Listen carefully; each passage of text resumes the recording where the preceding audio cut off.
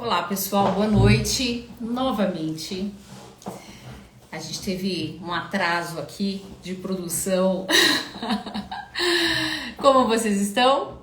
Ótimo, então vamos lá. Eu vou iniciar novamente e vou dar aqui os parabéns, porque a introdução que eu dei anteriormente eu acabei derrubando, então não ficou gravado. Então, para ficar gravado agora, vou dar uns parabéns aqui rapidamente para Nuala Brandão, que é a sobrinha da cantora e deputada Alessi Brandão. Parabéns, que inclusive a Alessi Brandão também fez aniversário no sábado, dia 12. Então também desejamos hoje para ela um feliz aniversário com muita saúde, proteção, muita vida. A você, a senhora Alessi, a deputada Alessi, e também a sua sobrinha Nuala, como também para o procurador do município de São Paulo, Eduardo Michalaucas, e do advogado Marco Fialdini. Então, quem estará conosco aqui essa noite é uma das figuras mais específicas do direito criminal, idealizador do canal Papo de Criminalista, sucesso com diversos seguidores,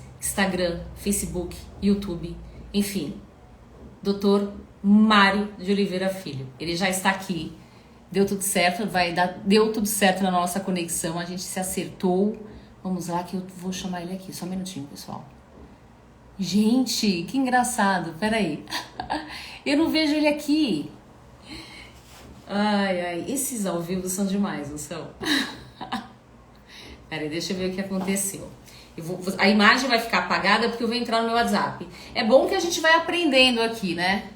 Apesar... Não. Eu falo, a gente tem que ter um outro celular. Peraí, pessoal. Bom, lá ele falou que conectou.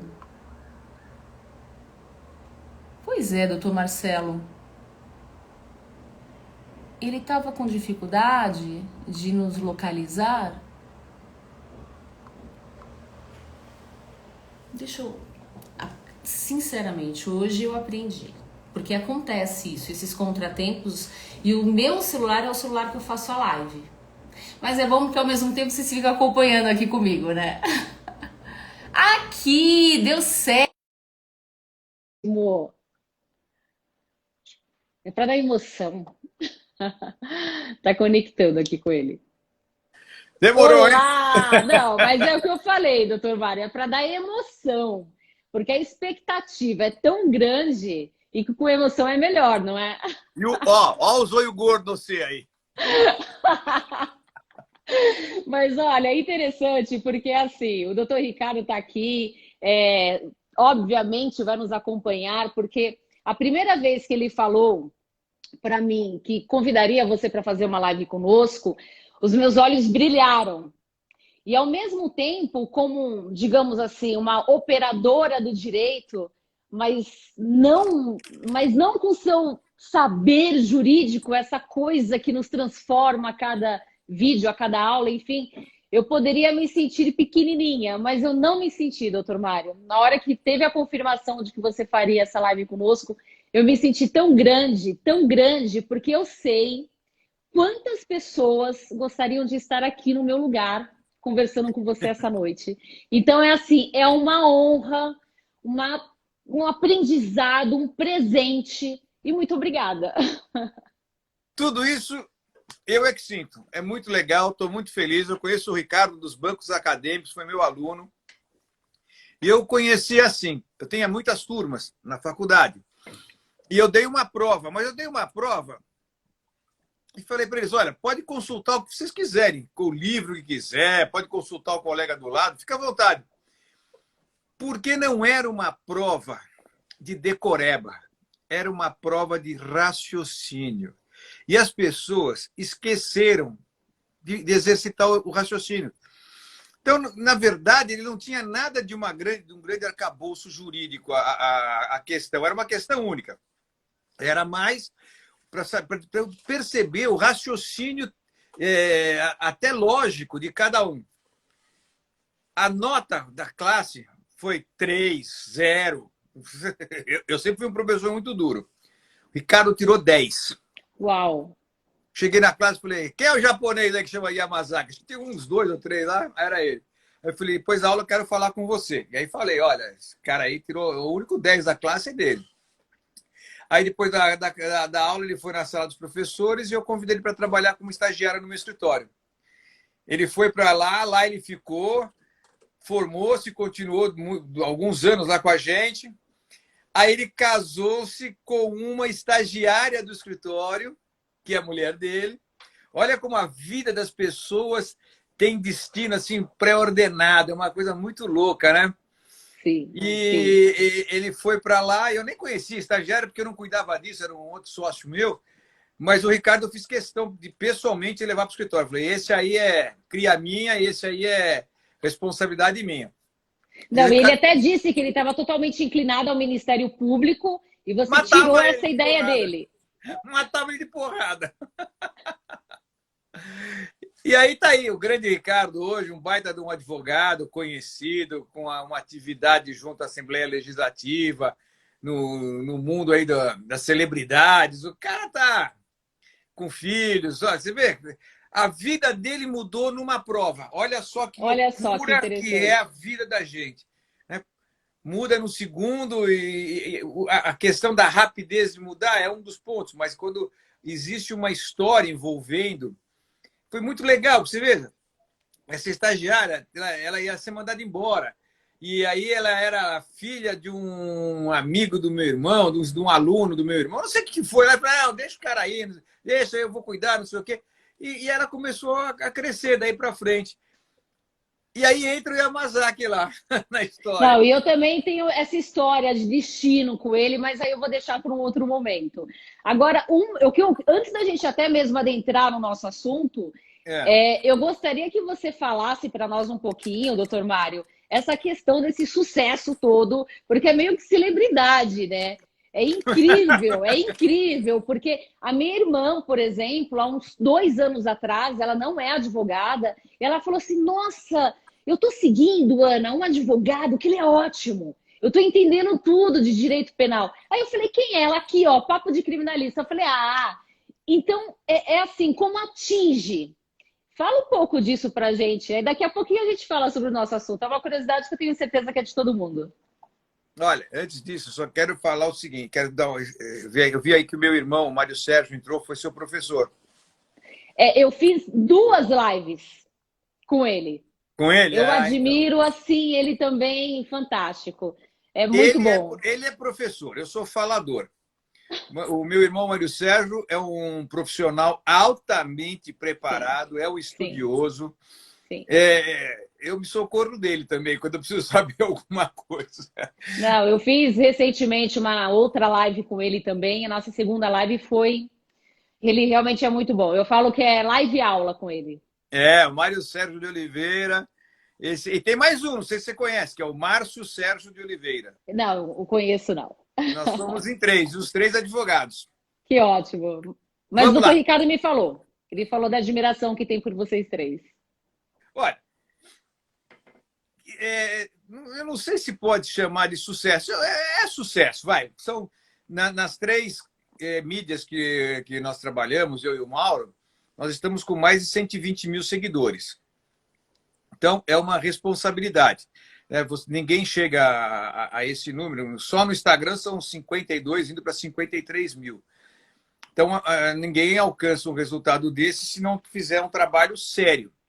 E o mais importante é não falar o que todo mundo fala. Não fazer o que todo mundo faz. O único Instagram realmente especializado, voltado, criado, mantido para a advocacia criminal é o Papo de Criminalista. Surgiram algumas imitações aí no meio do caminho, mas imitação é imitação, né? Não tem jeito. Você põe uma peça, imitação da original do teu carro, ela vai bem 1 mês, 2, depois quebra, não tem jeito, tem que ser a original. Isso aqui é reflexo de uma vida inteira. São 43 anos de advocacia criminal, exclusivamente criminal, e sempre lutando pelas prerrogativas. Sempre, sempre, sempre. Eu entrei nas prerrogativas da OAB em 1980. Você ainda não tinha nascido, com certeza absoluta. Não. Eu estava lá na OAB, trabalhando, e depois eu fui para a Associação dos Advogados Criminalistas do Estado de São Paulo, quando era uma entidade séria que representava os advogados de São Paulo. Você veja, lá nós tínhamos José Roberto Batóquio, José Parada Neto, Antônio Cláudio Maris de Oliveira, o meu pai era... E foi muito bacana. Então, eu fui o conselheiro mais novo eleito lá da associação. Porque eu sempre fui muito ativo nessa área. Depois eu fui eleito presidente do conselho. E depois fui eleito presidente da entidade. Fui o presidente mais novo. Eu era presidente do meu pai. Era muito engraçado isso. Era muito curioso. E daí eu não parei. Fui para a ordem. Fiquei lá no conselho 6 anos. Viajei de São Paulo como presidente da Comissão de Direitos e Prerrogativas. Tudo isso, esse sucesso eu vejo assim como uma coisa orgânica. Não é uma coisa que explodiu do dia para a noite. Não, isso é resultado de um trabalho de 43 anos. É uma coisa sólida, é uma coisa que a cada dia eu vejo que ela se fortalece pela sua seriedade, pela sua credibilidade, pelas informações últimas. Nada de dica. Dica é dica de jogo do bicho, dica de restaurante, né? Não, são orientações técnicas que nós damos, procurando cobrir essa lacuna entre a faculdade e a vida de verdade, né? Porque aquilo que se faz na faculdade é uma coisa assim, meio fumacinha, etéreo. Né? Essa lacuna é grande. Então, mostrar que se você pegar, o aluno pega o código, que bacana, o juiz fará as perguntas, né?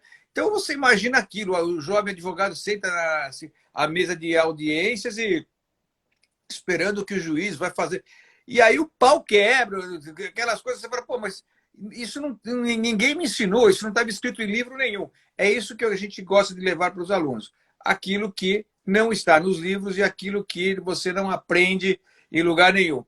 Portanto, isso vai criando uma estrada, né? Vai sedimentando uma carreira.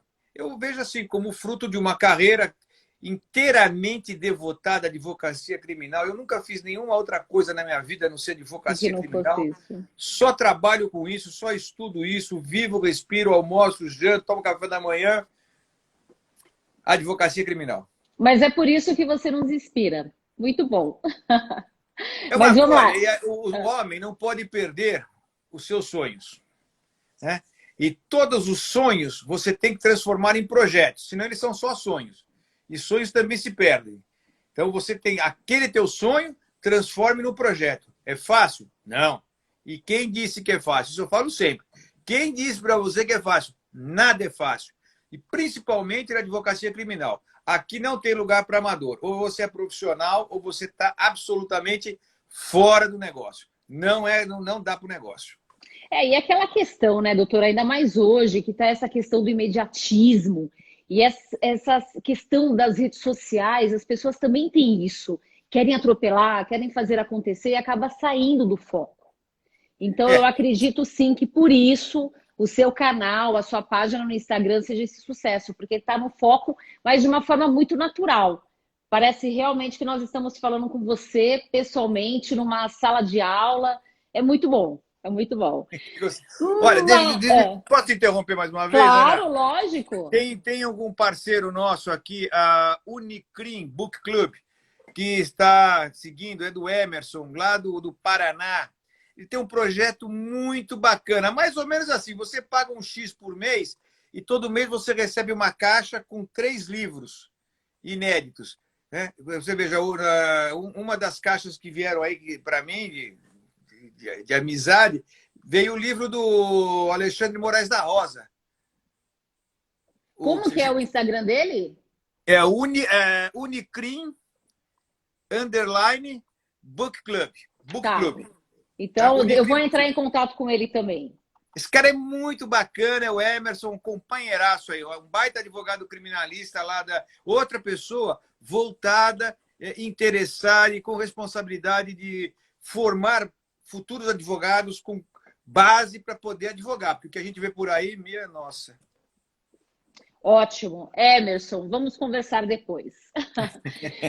Bacana. Mas, doutor Mário, vamos lá. O nosso tema é: cadê a segurança jurídica que devia estar aqui? O juiz comeu. O gato comeu e o juiz também. Ótimo tema, então eu tenho certeza aí que você vai dar um show aqui para nós. Bom, Ana, é o seguinte. O Brasil é um país que não é para amadores, né? Isso aqui é para Não, profissional. guerreiros. O cara viver num país como esse aqui, o cara tem que ser muito bom de jogo, porque senão não vai. Veja, na política nacional, eu posso falar bem assim, de 1964 para cá, que eu vivi toda essa história de ditadura militar, era garotão, era Beatles, Rolling Stones, Amor Livre, rock and roll, sexo não, porque eu não, sexo sim, mas drogas não, porque droga nunca foi o meu forte. Agora sexo era bom, não. Naquela época a gente era tudo assim uma aventura inocente, né? Era um negócio muito engraçado. Você sair com a menina e colocar a mão no seio dela, nossa! Você Meu não dormiu Deus! um mês, você não dormiu um mês, você ficava dando a cabeça na parede. Eu vivi uma época romântica ainda, onde as pessoas mandavam flores, tinha romantismo na letra das músicas. Conquista, não é? Aquela fase da conquista gostosa. Tinha educação, Ana. Você saía com uma menina, você abria a porta do carro para ela entrar, você levava na lanchonete, você pagava a conta. Hoje tem esse negócio de dividir conta, o que é isso? Restaurante, aí tinha que esperar o pai dar uma boa mesada, você juntar para poder levar no restaurante. Então, a gente levava no... Na minha época era um tal de Lareiras, que era perto do Círculo Militar, que todo sábado tinha não sei, não é balada, né? Tinha lá o baile, e no domingo tinha a tal da bubuca, que era, aspas, a boate do Círculo Militar. Você imagina uma boate dentro do Círculo Militar, no Clube Círculo Militar, na época da ditadura. Imaginar. Como é que Posso era? imaginar. Mas era um negócio bacana. E tudo tem uma evolução muito, muito interessante.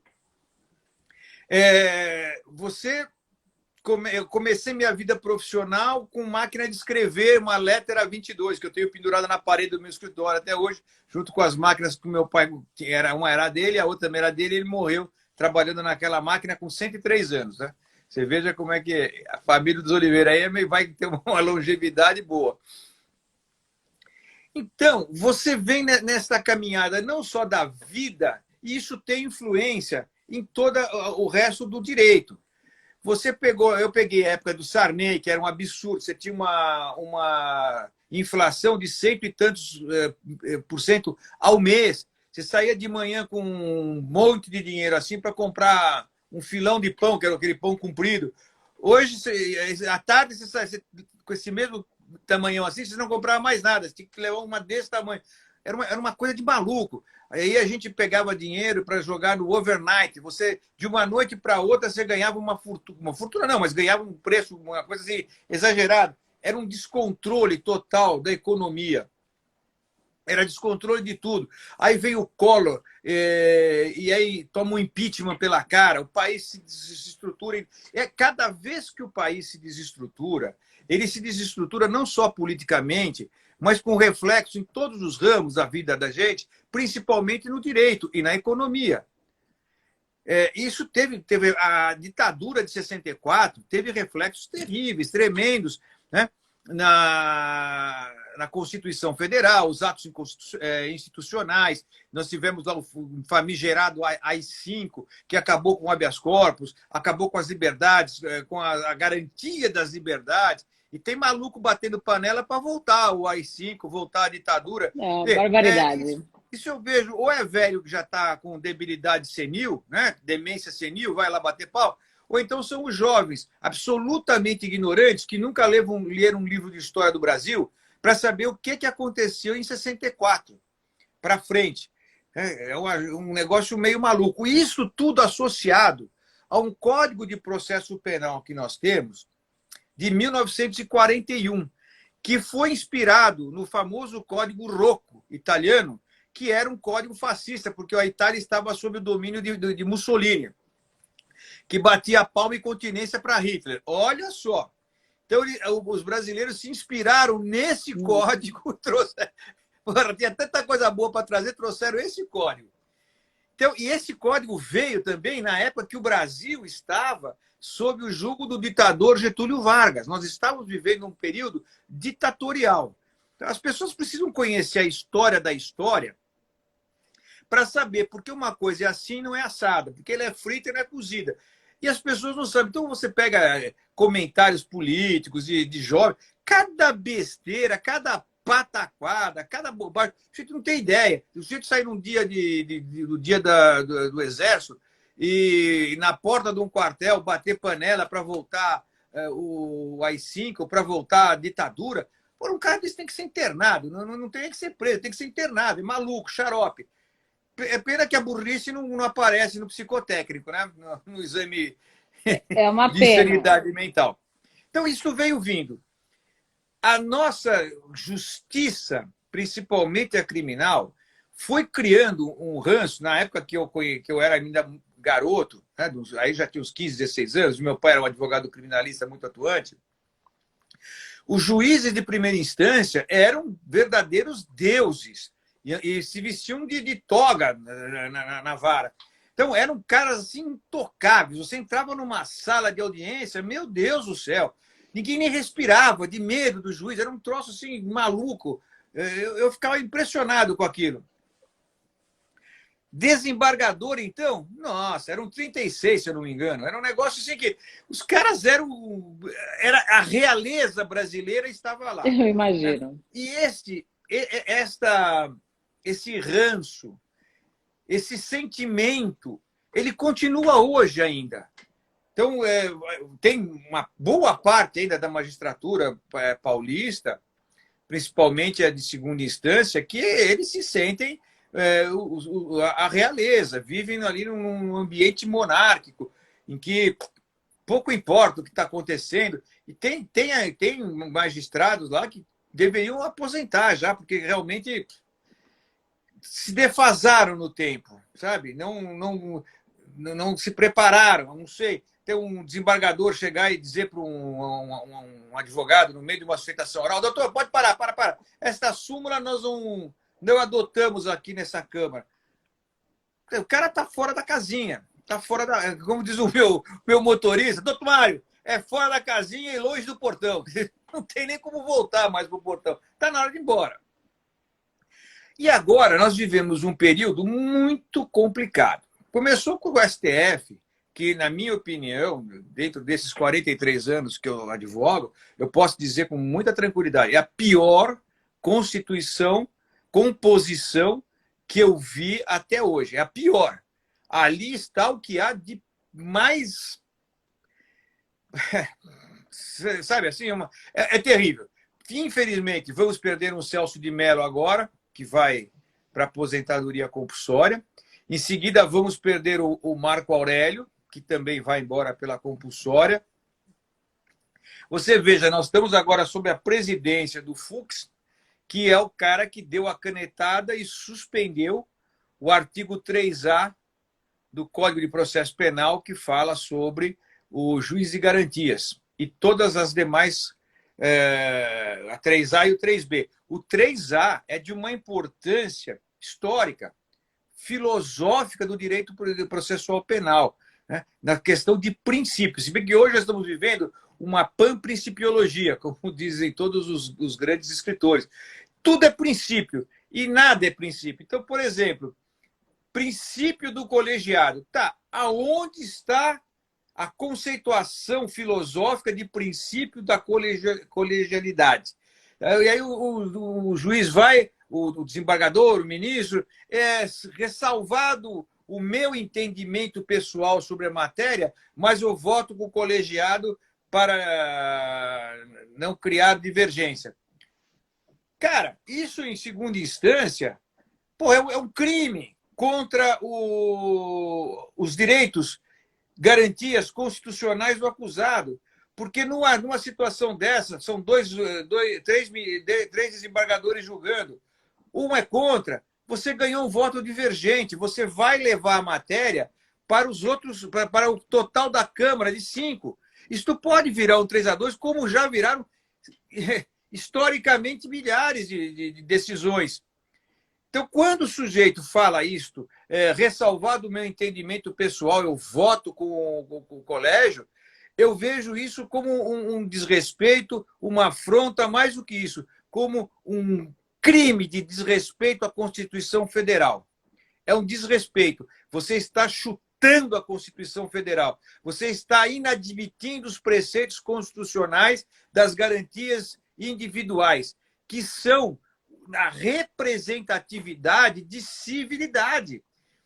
Isso é um marco civilizatório, você ter uma Constituição que garanta os direitos das pessoas.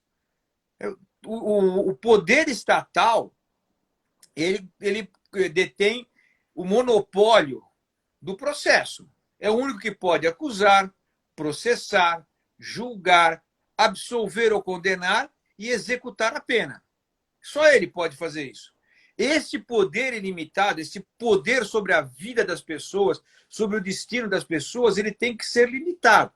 A Constituição Federal, quando os idiotas dizem que são idiotas mesmo, dizem que é para defender bandido, esses idiotas precisariam, no mínimo, ler qualquer livrinho básico aí sobre a Constituição Federal para entender, né, que no momento do crime, da ocorrência do delito, sem dúvida nenhuma, a parte hipossuficiente é a vítima. Não resta a menor dúvida. E o Estado tem que dar todas as garantias de segurança para ela. O Estado tem que amparar a vítima, defender os interesses da vítima. Quando nós temos, então, o processo penal, este acusado passa a ser a parte hipossuficiente. Porque o poder estatal, a força do poder estatal, é maior do que qualquer cidadão individualmente falando. Ele não pode com o Estado. O Estado pode com ele, ele não pode. Então, há de existir um freio até inibitório, né, por parte do ser humano que julga. Mas, por a parte da lei, há um freio que faz o filtro daquilo que o Estado pode e aquilo que o Estado não pode. E não existe jeitinho na democracia. Ou o direito é daquele jeito, ou ele não é direito. É um simulacro. Então, a Constituição Federal instituiu o sistema acusatório. O que quer dizer isso? Que o juiz não tem protagonismo na gestão da prova do processo. O juiz não tem que fazer prova. O juiz não tem que determinar isso ou aquilo se não houver provocação das partes. Nós temos no Código de Processo Penal um artigo que é, ao meu ver, um dos extratos mais puros, mais perfumados do sistema acusatório, que é o artigo 212 do Código de Processo Penal, que diz que a instrução criminal, que, ao meu ver, é o coração pulsante do processo, é daí que será irrigado todo o corpo processual, toda a matéria processual, né? Dali é que vão sair os elementos para absolver, para condenar, para desclassificar, para atenuar pena, para agravar pena, para definir o regime prisional que aquela pessoa vai ser imposta, ou então a restrição de direitos, se ele vai ter uma pena mais baixa. Ali é o momento crucial, é onde tudo acontece. Diz o seguinte, esse artigo, que as partes deverão iniciar primeiro as perguntas, diretas à testemunha. Então, o Ministério Público arrolou as testemunhas, ele faz as perguntas para ela. Segundo, acabou, passa para a defesa faz as perguntas. Isto quando são as testemunhas da acusação. Quando são as testemunhas da defesa, inverte. É o primeiro o advogado e depois o juiz. Esse é o famoso cross-examination, né? Que é a prova cruzada. Quando terminar, então, o juiz, se houver esclarecimentos, pode fazer perguntas. Pode, lógico, ele pode. O que é que nós enfrentamos hoje com uma dificuldade imensa? Ajuizado, uma grande parte, que eu chamo de membros do IPPD, inimigos do processo penal democrático, esses são terríveis. O IPPD ele ataca diariamente a democracia. O IPPD não é mole, não. Eu não sei o que eles ensinam na escola da magistratura para esses jovens juízes, que, meu Deus do céu, o cara sai de lá e ele se acha... Só falta ir com o uniforme da rota para fazer audiência. E segurança pública não é questão do Poder Judiciário, não é da Justiça. Segurança Pública, segundo a Constituição Federal, ela está adstrita às polícias, civil, federal, rodoviária federal, enfim. Não está dizendo lá que o Ministério Público é o garantidor da segurança pública. Não está escrito lá que os juízes e os tribunais são garantidores da segurança pública. Ao contrário, eles são aplicadores da lei. Pouco importa se ele gosta do réu, se ele não gosta do réu, se ele está com raiva de absolver, mas a opinião pessoal não importa. Não deveria importar, né? Hoje em dia você não deveria se importar com o que o juiz acha ou deixa de achar sobre o delito, mas sim sobre o fato investigado. É uma questão de princípio de direito. O juiz tem que julgar por princípios de direito. E o que você vê hoje é complicado, é complicado. Então você toda hora tem briga nas audiências, pelo menos comigo, que eu não deixo. Eu insisto, faço representação, entro com habeas corpus, e habeas corpus aqui, habeas corpus lá, e perde. E o STJ cedeu. Aí não há prejuízo para o réu, a inversão. Lógico que há inversão. Essa inversão causa prejuízo. O juiz, quando faz pergunta, ele faz pergunta sobre o quê? Sobre a denúncia. Ele não faz perguntas sobre a resposta à acusação, sobre qualquer petição de defesa. Ele pega a denúncia, lê a denúncia e fica tentando provar a denúncia, quando isso não é função dele. Isso é função do Ministério Público. A função dele é ouvir. O juiz tem que chegar na audiência completamente ignorante ao fato. Ele vai tomar conhecimento do fato através das testemunhas e decidir. Então, esse é o ideal. E a briga continua, porque o tribunal insiste. Só para dar um exemplo, a lei dos crimes hediondos de 80, ela tirava todos os direitos de alguém processado por crime hediondo, que, na verdade, os crimes hediondos foram criados porque no Rio de Janeiro havia um surto de sequestros e a população exigia uma tomada de posição do governo. Então, o governo baixou lá uma lei, os doutos deputados federais, que não se deixem levar pelo nome, eles inventaram essa tal de crimes hediondos. Então, eles não criaram lei nenhuma, não criaram uma figura típica. Crime hediondo é praticar... Não, eles pegaram os crimes que eram os crimes que estavam mais em voga e tarjaram de hediondo, só isso. Não criaram nada, botaram só uma plaquinha lá. E com a esperança, né, que pelo menos dava uma resposta para a população. Qual foi o resultado? Nenhum. Não diminuiu a violência por causa do crime hediondo. Mas foram retirados direitos constitucionais. Bilhares, não milhares, bilhares de petições, ou trilhares de petições Brasil afora foram endereçadas ao juiz de primeira instância, todas indeferidas, questionando a constitucionalidade e os direitos dos presos. 100 trilhões de habeas corpus nos tribunais de justiça, no STJ, no STF, todos denegados. A lei é constitucional. Muito bem. Passados 16 anos, e os advogados criminalistas lá tentando, 16 anos disso aí, um dia o ministro Marco Aurélio acorda, pega um habeas corpus num caso de estupro, de vulnerável, e olha e fala, realmente, isso aqui é um absurdo, isso aqui é inconstitucional. E dá o primeiro voto pela inconstitucionalidade, ele foi seguido pelos outros ministros, começou daí, então, a mudar a jurisprudência e mudou também a própria lei. Isso foi trabalho da magistratura? Não. Isso foi trabalho do Ministério Público? Não. Se dependesse deles, até hoje estava dando como constitucional uma coisa absolutamente inconstitucional. Você veja ao longo desses 16 anos, quantas injustiças foram praticadas, quantos detentos morreram dentro do cárcere, né? Ou então tiveram suas vidas aniquiladas pelo esse tal de crime hediondo que era inconstitucional, e depois se viu isso. Então, nós temos que brigar, mesmo que nós estejamos perdendo agora, vamos insistir que uma hora a gente vira. Então, você já começa daí. Depois, essa reforma que veio agora com o... Ok, aí... O pacote. Tá ok? O ok, ele não... Como é que chama aquele... Como é que se fala? Escapou. Aprendiz de feiticeiro do Moro. Ele queria uma regra, ele queria uma mudança de lei, né? para combater a violência, a corrupção, tudo bem. Onde é que ele se inspira?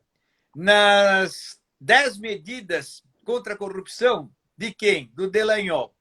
Outra peça rara.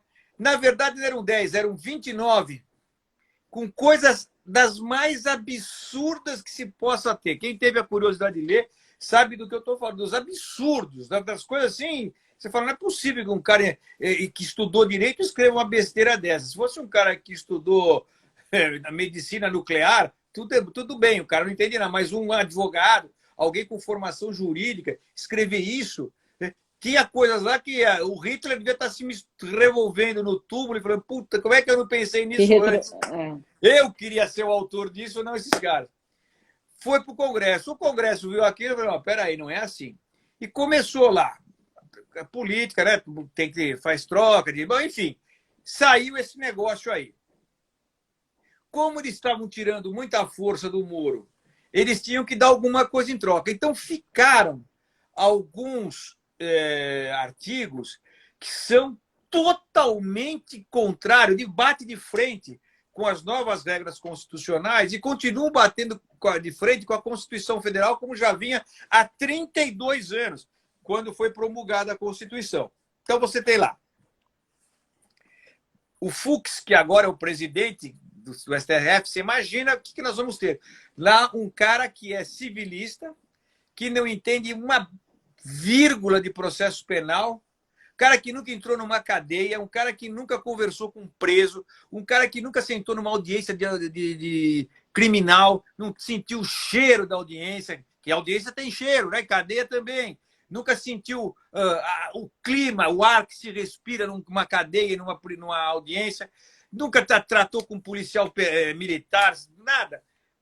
Então, já dá no dia da posse, diz que não pode se confundir presunção de inocência com a possibilidade de se prender alguém em segunda instância, sem estar o trânsito em julgado. Veja, então você vê por aí. O cara que deu a decisão de uma penada e suspendeu o artigo 3A, que falava do juízo de... Aliás, falava sobre... instituía o sistema acusatório, ou seja, ele só está reforçando a Constituição, né, sobre o sistema acusatório, tirando totalmente o protagonismo dos juízes, falava no artigo 3B sobre as audiências de custódia, o juiz de garantias. Enfim, esse é o novo presidente. Você acha que nós estamos com um horizonte brilhante pela frente? Não. De forma alguma. Mas a reforma, apesar de estar sobre um governo, como é que eu poderia dizer? É democrático? Eu acho que sim, porque as pessoas estão aí fazendo as coisas que normalmente faziam. Mas é um governo, não o próprio governo como instituição, mas o seu presidente tem ideias, né, e tem concepções ditatoriais. Você veja, a mentalidade. O Ministério da Saúde tem como seu ministro um cara que é paraquedista. Porra, esses caras tão louco. Bota lá como secretário da Justiça, da Saúde, que é o responsável pelas vacinações, um cara que é veterinário, porque não tem nenhum infectologista no país. Veja na questão do Ministério da Educação, quantos caras passaram, cada um mais incompetente e mais maluco do que o outro. O país está parado. Sem a vivência novamente, né? Ana, a educação é fundamental. Você veja Singapura, eles investiram uma geração, 50 anos, uma geração na educação. Aquilo era um país que os caras comiam com a mão lixo na rua. Olha hoje o que é Singapura. Por quê? Os gênios estão aonde? Estão lá. Investiram na coisa séria. Você veja o Japão, veja os Estados Unidos. Aonde é o investimento? É na educação. Não é educação familiar. Essa é outra coisa. É a educação cultural. O professor é para ensinar o cara a comer com a boca fechada, a pegar com a mão certa no garfo. Não. Ele tem que dar educação. Não fica empurrando para o professor aquilo que é obrigação tua, mãe e pai, de fazer. Né? Não empurra para os outros. Aliás, meu Deus, hoje em dia tá bom o negócio. Mas mesmo assim, com esse governo, Veio uma legislação, infelizmente, eles estão costurando mais um retalho nessa colcha imensa de retalhos que é o Código de Processo Penal, cheio de reformas pontuais, quando ele deve ser reformado de cabo a rabo. Porque então você vê o artigo 311 do Código de Processo Penal. O juiz não pode prender ninguém de ofício. Tem que haver necessariamente, deve haver ou uma representação policial ou um requerimento do Ministério Público. Aí vem o artigo 312, parágrafo 2º, e diz o seguinte, que o juiz pode converter a prisão preventiva em prisão, aliás, a prisão em flagrante em prisão preventiva. Então, o que nós estamos vendo? Suspenderam agora as audiências de custódia por causa da pandemia. O que os juízes estão fazendo? Prendendo todo mundo. 50% da população carcerária do país é formada por presos preventivos, ou seja, presos... Aumentando o caos, né? E aumentando o caos. Ontem mesmo eu postei aqui, se você pode ver lá no Papo de Criminalista, que eu postei ontem, tem lá a nossa live de hoje, o anúncio, né? E embaixo tem o que eu postei lá em Alagoas. Uma coisa terrível, uma coisa desumana. Então, essa história, preso, tem que morrer, bandido. Isso é porque teu filho não foi acusado, você não foi acusado justo ou injustamente, né? Aí você vai querer o advogado criminalista que é bandido porque defende bandido, você vai querer o advogado criminalista porque recebe de bandido, então também é bandido. Então, quando você for pego no bafômetro, você não chama o advogado criminalista, você chama o Ministério Público para te defender lá. É uma boa ideia, né? Seria ótimo. Você chama o Ministério Público. Vamos ver o que eles vão falar para te defender. Fala até não precisar, né? Depois... Então, criou uma confrontação. Esse artigo diz que não pode. Esse aqui diz que pode. E agora? Como eu resolvo isso? Não é tão difícil. Qual é a inspiração determinativa da Constituição Federal? Sistema acusatório. Qual dos dois artigos está no âmbito do sistema acusatório? Esse que diz que o juiz não pode prender sem iniciativa do dono da ação penal, que é o Ministério Público. Esse aqui, que diz que ele pode converter em prisão sem ninguém falar nada, é inquisitorial, ditatorial, fascista. Mas eles optam por qual? Por esse. E os tribunais avalizam. É um momento difícil. Aí você vai para o artigo 315 do Código de Processo Penal, no seu parágrafo 2º, que diz ali como o juiz deve prolatar uma decisão. São 6 incisos. Qualquer decisão, qualquer despacho interlocutório e qualquer acordo precisa preencher aqueles requisitos. Não tem mais esse negócio. Renova a prisão preventiva, decreta a prisão preventiva pelos seus próprios fundamentos, ou adota como fundamento o parecer do Ministério Público. Não pode. Não pode. O juiz tem que assumir a responsabilidade e dizer qual é a decisão que ele vai dar. Está tudo errado. Aí você pega uma decisão completamente estapafúrdia, cretina, ofensiva aos princípios constitucionais, e o tribunal vai lá e fala, não, em determinados casos. Há uma flexibilização sempre contra o Estado Democrático de Direito, do qual nós somos, por força de ofício, representantes da defensoria do Estado Democrático de Direito. Nós somos os defensores do Estado Democrático de Direito. Nós somos os fiscais da lei. Não vem com esse papinho furado que o Ministério Público é o fiscal da lei, que ele assina e subscreve toda essa pataquada que aparece aí contra o sistema democrático no processo penal. Essa é a grande verdade. Então você tem lá, aí depois você vê o 316, parágrafo único, que fala que a prisão preventiva tem que ser renovada a cada 90 dias de ofício, sem provocação da parte. Pode haver provocação das partes, mas não precisa ter, porque o texto é de ofício, ou seja, alternativamente, a obrigação é de ofício. E ao final do artigo diz, se não acontecer isso, a prisão torna-se ilegal. Ponto. O que os caras estão fazendo? Passa os 90 dias, não faz a revisão, você impetra a ordem de habeas corpus. Aonde está escrito que o desembargador pode julgar, tem a alternativa de mandar o juiz de primeira instância se manifestar em 24 horas sobre a manutenção ou não da prisão, se esta prisão já é ilegal. E o que diz o artigo 647 do Código de Processo Penal? Dar-se-á habeas corpus. Né? Dar-se-á. Quando a situação for constrangedora, de coação, de constrangimento ilegal. Não tem esse negócio de mandar... Se fosse para fazer isso, o legislador teria colocado. Ou seja, os juízes estão legislando, ou então eles estão comendo o que tinha que estar lá. E quando não faz isso, eles vão a um absurdo ainda pior. Eles colocam assim, a supressão de instância porque a autoridade não foi provocada. Porra, o que eles querem? Que você faça uma petição? Excelência, o senhor vai ou não vai decretar prisão preventiva? Caramba, a lei não diz isso. Ele tem que julgar. Eles dão um drible.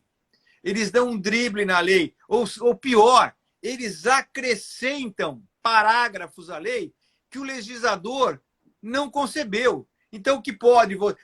se fosse assim, teria lá. Não era um parágrafo único, era o parágrafo primeiro. O juiz deverá fazer isso. Parágrafo segundo. Caso não o faça, a autoridade superior hierarquicamente poderá, antes de julgar, determinar que em 24 horas se manifeste. Parágrafo terceiro. Nas mesmas condições, poderá a autoridade hierarquicamente superior determinar a supressão de instância e não conhecer o habeas corpus. Não está escrito nada disso. Ou seja, isso não existe. Os caras inventaram, o tribunal... É impressionante, porque isso é do Brasil inteiro. Eu presido a Comissão de Direitos e Prerrogativas, a Comissão Nacional de Direitos e Prerrogativas da ABRACRIM, que é a Associação Brasileira dos Advogados Criminalistas. Eu recebo reclamação do país inteiro, de norte a sul. E a gente vê que os problemas são exatamente os mesmos. Os caras legislam contra o Estado Democrático de Direito, contra a Constituição Federal. É uma situação grave, gravíssima, porque não se pode julgar de acordo com o entendimento pessoal do julgador. Tanto que o Código de Processo Penal, no processo civil, o artigo 371, que é aplicado ao Código de Processo Penal por força do seu artigo 3º, que admite extensão e analogia, ele diz lá o seguinte: antigamente o juiz apreciará livremente a prova. Isso foi riscado. Não tal livremente. Só que os juízes não aceitam. E mesmo que ele faça livremente, você vai em cima, os caras... Não, pode sim. O juiz... Eu quero só ver aqui, se está aqui para te mostrar para o pessoal. Onde é que está? Onde é que está? É tanto livro em cima da minha mesa que eu uso, menina. Ah, está aqui. Esse livro é fantástico. Leiam esse livro. Tá ao contrário ou está certo? Não, está ao contrário. Mas dá para ler. Juiz não é Deus. Do Nênio Streck. Fantástico. Fantástico. Mas é assim, fantástico, fantástico. Deixa eu ver, eu vou até tentar ver. Como é que nós estamos de tempo aí? Pois é, tá com o relógio? Eu não, ainda não apareceu aí. Que ainda não apareceu, então nos 2 minutos eu te aviso. Que os inimigos do IPPD vão aparecer aí, os inimigos do processo penal, mas tem uma passagem aqui muito legal que eu gostaria de estar grifado. Olha como é que fica o meu livrinho, ó, todo marcadinho. Eu sou uma anta, eu devia ter deixado isso aqui já. Aqui. Quem recorre ao judiciário quer saber o que o direito, enfim, a estrutura jurídica composta de leis, doutrinas, jurisprudência, tem a dizer. E não o que tem a dizer o juiz, pessoalmente. Né? Ou seja, quando pedimos um habeas corpus, não estamos implorando por favor. E não estamos perguntando se o tribunal quer ou não quer soltá-lo. Perguntamos apenas se ele tem direito. Só isso. Lembremos-nos de que disseram as cortes no longínquo 1642 na Inglaterra sobre o agir do rei. Os atos de justiça não são exercidos em sua própria pessoa e nem dependem do seu desejo. Ou seja, Não depende do querer pessoal deles. Eles têm que fazer o que tem que se fazer. E ponto final. Então, é uma luta, é uma guerra. A cada dia, os advogados criminalistas têm que estar cada vez mais preparados, têm que fazer cursos de especialização. Era isso que eu ia te perguntar para o jovem advogado criminalista, porque, assim, se ele não tem profundo conhecimento dessas questões, ele realmente é engolido aí pelo juiz. Qual é a dica, então, que o doutor dá para o pessoal, principalmente esses artigos que citou agora, mas qual é a dica principal para esses jovens criminalistas não deixarem, então, o juiz mais engolir? Tá, você veja, um advogado já com uma certa experiência, estava numa audiência, o juiz fez lá uma pataquada, ele falou assim, questão de ordem. O juiz falou, doutor, que negócio de questão de ordem é essa? Onde é que está escrito isso? Não, doutor, é uma questão de ordem que eu quero... Não, doutor, me diga onde está escrito o que é questão de ordem. E o cara não sabia. E ele, doutor, mas é que o senhor falou... Doutor, o senhor não está entendendo o que eu estou perguntando? Onde está escrito que o senhor tem direito à questão de ordem? Ele não sabia. A questão de ordem está no artigo 7º, inciso 10, da Lei 8.906/94, que é o Estatuto da Advocacia, que ninguém lê. Tem um artigo 6º, que é incrível. O artigo 6º diz o seguinte: não há hierarquia nem subordinação entre advogado, juiz e membros do Ministério Público, todos devendo respeito.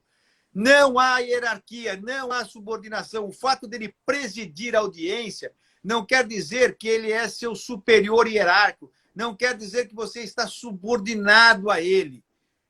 Agora, não adianta a lei decorar, tem que acreditar nisso, tem que entender. Primeiro tem que entender, né, para poder comprar a história. Se você não entender, você não vai comprar a história. E depois deu o artigo 7º e seus 21 incisos para poder saber o que é direito seu e o que são as prerrogativas, para não confundir direito e prerrogativa com favor que o funcionário público faz ou um arrobo do juiz e você achar que aquilo é normal, é natural. Isso não pode. Então, recentemente, essa semana, teve também um promotor de justiça que não quis sentar ao lado de um advogado numa audiência. Absurdo. Tá todo mundo louco, Ana. O que tem de maluco, de toga e de beca por aí, você não faz ideia. Você vê cada coisa em audiência que você fala, cara, tudo que eu estudei serviu para quê? Eu fiz várias audiências com o Moro e sempre fui insistente em colocar que ele estava sendo parcial, não sei o quê. Doutor, pode conseguir nada, porque... Aí você consegue. Não teve um processo que eu não abri a minha defesa de alegações finais falando da parcialidade dele. Agora, tomara que ele tome uma ferrada nesse próximo aí, porque é incrível o que esse cara faz. Esse cara, ele era o juiz, ele era o investigador, ele era o Ministério Público, ele era o carcereiro, ele era o cartorário. O cara fazia tudo. Ele passava por cima da Constituição Federal, das leis, como quem passa por um trator. E é uma coisa, a lei que não defende o meu inimigo é a lei que não me defende. E a juizada fica puta da vida porque eles sabem, mas querem fazer a questão de entender.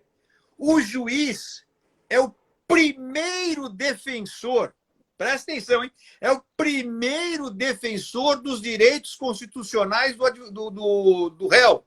Ele tem que zelar pelo cumprimento de todas as regras constitucionais, porque se furar uma regra, se furar uma regra infraconstitucional, o processo pode ter nulidade. Se bem que aqui o Código fascista, ditatorial, inquisitorial, diz lá que o réu tem que provar o prejuízo. Porra, olha que inversão. Quem tem que provar o prejuízo, que não houve prejuízo, é o Estado. Não é o hipossuficiente provar que ele sofreu um prejuízo. Um juiz que conduz uma audiência para condenar o réu. Ana, sabe o que acontece? O cara dá uma lidinha no processo por cima, o réu entra, ele já olha para a cara do sujeito, neguinho, mulambento, chinela havaiana. Ele já está condenado antes de entrar na sala. Quando ele entra, confirma. Então, eles vão atrás apenas aonde eu vou pegar para condenar, porque a decisão... Isto chama-se a consonância cognitiva. né? E que se fala muito agora da dissonância cognitiva.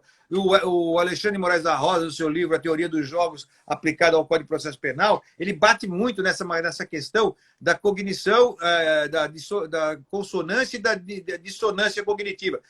Porque nós trazemos no nosso íntimo, a gente tem que estudar muito também psicanálise, né? Essas questões aí, porque isso tem muito. Nós somos seres humanos. Cada um de nós tem aversão a alguma coisa. Você tem aversão a alguma coisa.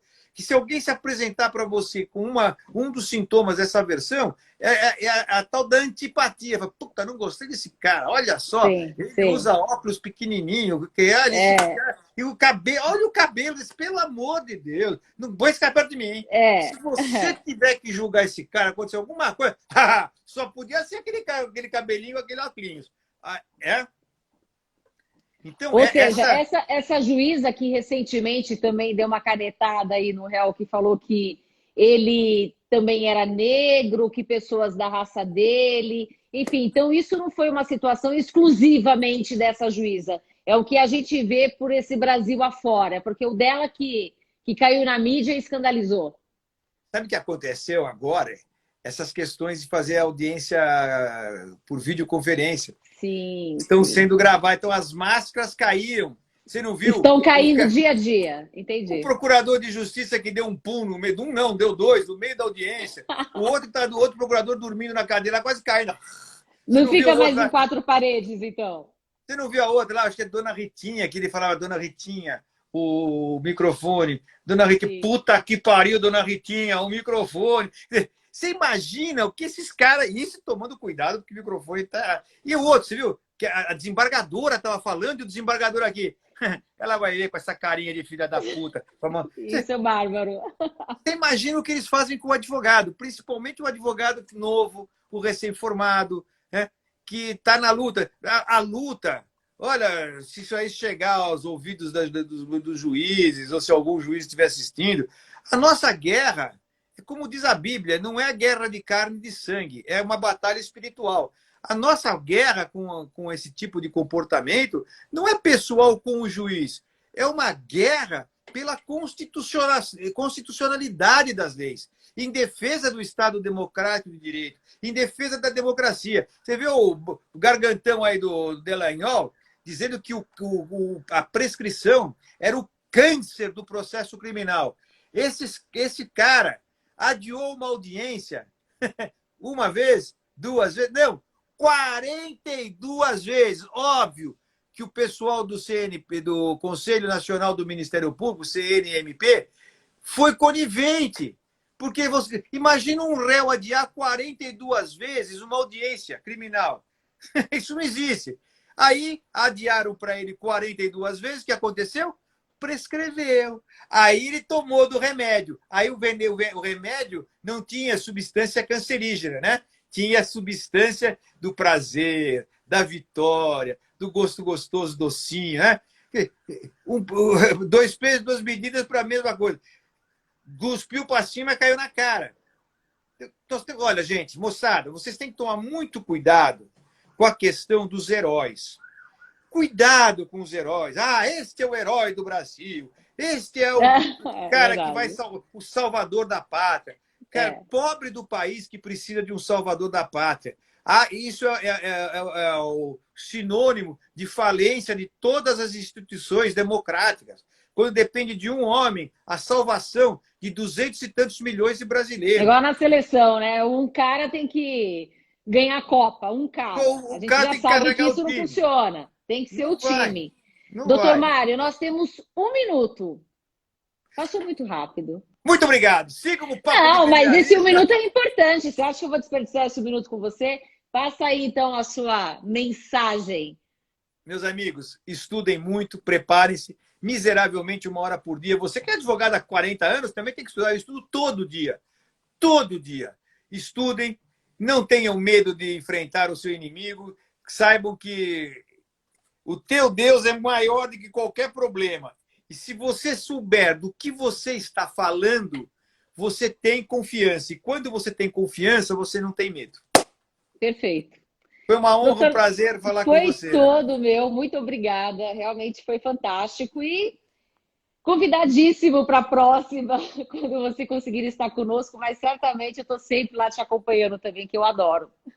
Obrigado, Ana. Manda um abração para o meu amigo Yamazaki.